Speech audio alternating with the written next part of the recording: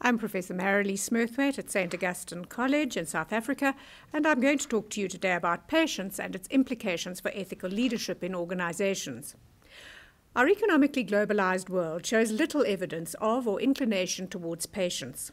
It is a world characterized by speed and immediacy, a world where technology bridges boundaries of distance and time and allows us constant and immediate access to vast amounts of information on a plethora of subject matters.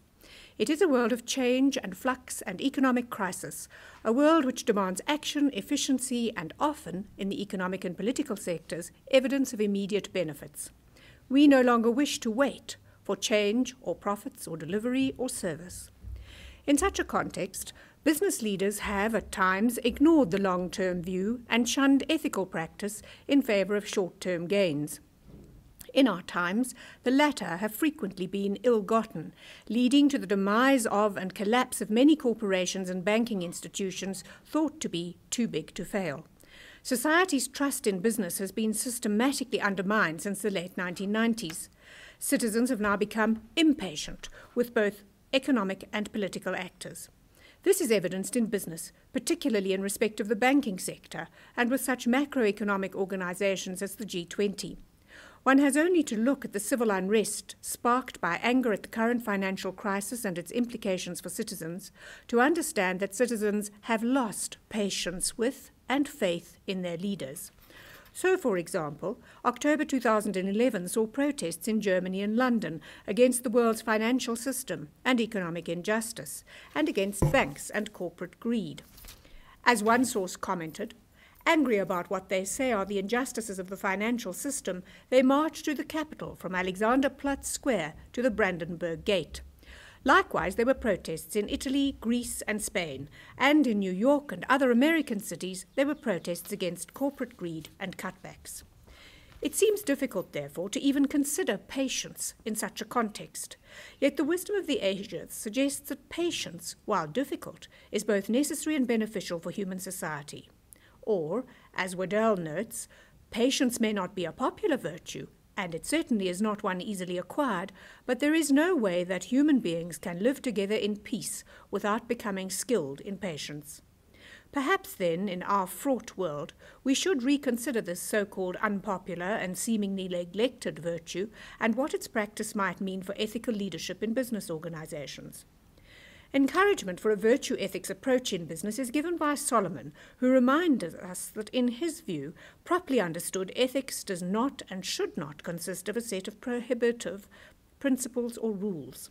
He notes that ethics of virtue is integral to living a good and flourishing life and is not motivated by or dependent on elaborate soul-searching and deliberation, but on the easy flow of interpersonal relationships in a company that respects and honors the virtues and condemns vice.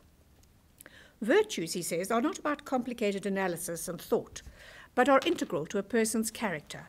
They are context-bound and determined by particular roles and circumstances. Solomon shows how new practices may herald new virtues, and how some virtues will be very important in one context, but not in another. So our task here becomes one of discovering if and what relevance patience has for today's business leaders.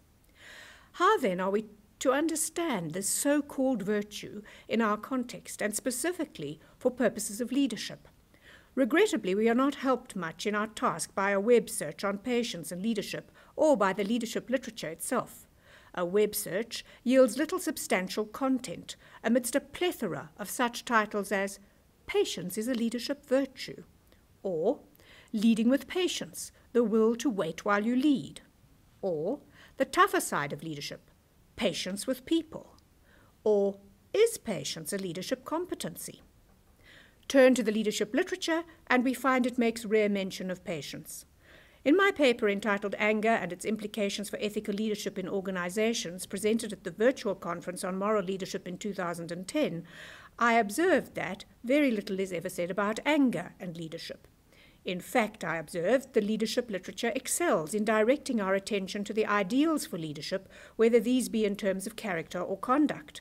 There are many lists of those virtues and qualities required for the ethical leader, such as respect, courage, justice, honesty, temperance, self-control, perseverance, humility, truthfulness, and many others. Unfortunately, it seems most of those lists of virtues and qualities required by the ethical leader make no mention of patience. If we do a quick survey of some well-known leadership theories and checklists of the characteristics of leaders, we find a great silence in respect of patience. Warren Bennis does not mention it in his Basic Ingredients of Leadership, nor do Bert Nanis, O'Toole, or Covey. We do, however, find that in Covey's 8 discernible characteristics of principle-centred leaders, patience is implied as an attribute necessary for one of the 8 characteristics, and a similar instance is found in Max Dupree's Attributes of Leadership. Gardner's Attributes of Leadership mentions resolution and steadiness, but not patience, while Boyette and Boyette suggest patience is a quality needed for having leadership potential. If we look at the leadership-follower relationship, which Boyette and Boyette claim will help us understand leadership better, we find no mention of patience in the distinctions drawn between managers and leaders, and none in Blank's 9 natural laws of leadership.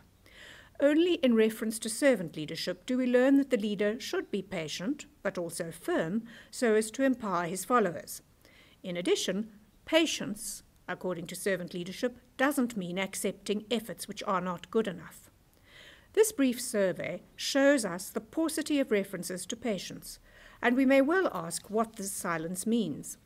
One way of answering this question is to turn firstly to a consideration of what I call the anatomy of patience, and reflect on the meaning of this quality and the associations it has generated over time. To do this, we will consider definitions and synonyms for patience, as well as the views of philosophers, writers and poets and others. Although we call patience a virtue in popular discourse, for reasons which will become evident, I hesitate to call patience a virtue at this stage. The Oxford Dictionary of Quotations refers to a number of literary mentions of patience, which suggest to us some of its connotations over the centuries. In Shakespeare's Twelfth Night, patience is equated with love, but also with melancholy, as in, "And with a green and yellow melancholy she sat like Patience on a monument, smiling at grief." In the well-known sonnet by Milton on his blindness, patience is personified, cautioning the blind poet to serve by waiting and bearing the mild yoke that God has imposed. John Dryden's satiric poem Absalom and Achitophel warns us to beware the fury of a patient man, while Robert Bridges exhorts, "O soul, be patient." Matthew Arnold in Scholar Gypsy refers to patience as close-lipped, sad, and even as a close neighbour to despair.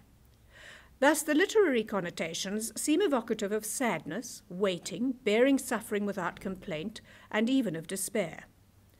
Not an attractive proposition for our contemporary world, with its emphasis on immediacy, continual novelty and instant satisfaction, and an even less attractive proposition for business leaders seeking to solve problems, make decisions, and take action with similar immediacy. Let us turn, therefore, to semantics and see if this proves more helpful. Definitions of patience and synonyms are numerous. Merriam-Webster suggests the word was first used in the 13th century, and rather unhelpfully defines it not as a virtue, but as the capacity, habit, or fact of being patient, giving such synonyms as forbearance, long-suffering, sufferance, and tolerance. Roget's Thesaurus does not even list patience as a separate entity, but includes it as a synonym for perseverance. Other synonyms for perseverance include constancy, steadiness, tenacity of purpose, persistence, plodding, indefatigability, grit, and stamina. Some of these we would associate with patience as well. Patience is also mentioned at the entry for endurance under inexcitability, alongside such words as even temper, tranquil mind, tolerance, passiveness, coolness, imperturbability, composure, tranquility, serenity, quiet peace of mind, and mental calmness. The Compact Oxford Dictionary defines patience as the capacity to tolerate delay, trouble, or suffering without becoming upset.